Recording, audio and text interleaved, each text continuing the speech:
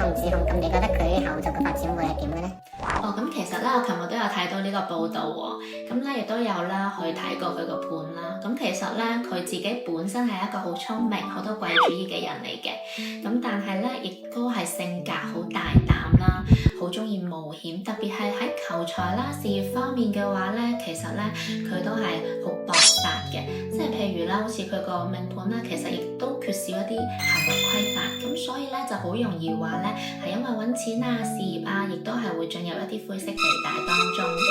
咁啦，好似我琴日咧亦都係起咗個卦嘅，咁啦佢亦都係有人害佢嘅，因為咧佢本身係本命年啊嘛，咁本命年嘅話咧，亦都好容易招惹一啲是非啊，有人害佢，咁但係咧佢本身咧自己咧背後有好多好強大嘅勢力去幫佢嘅，係會照顧佢嘅，咁所以嘅話咧，卦象亦都顯示話咧，其實咧佢呢個 case 嘅話咧，會拖延到去2027